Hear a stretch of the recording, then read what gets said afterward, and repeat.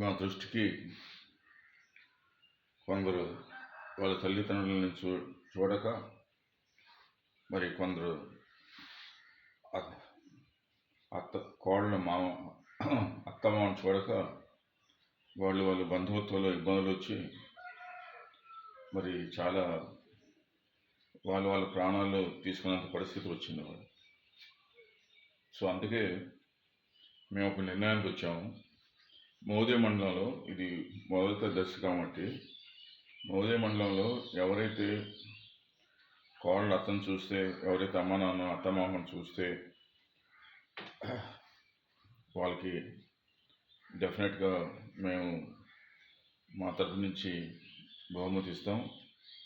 ఇది వ్యక్తిగతం, అంతేగాని ఏమి దీంట్లో రాజకీయం కుట్ర లేదు, ఏమీ లేదు, ప్లస్ కులం కూడా ఏమీ లేదు.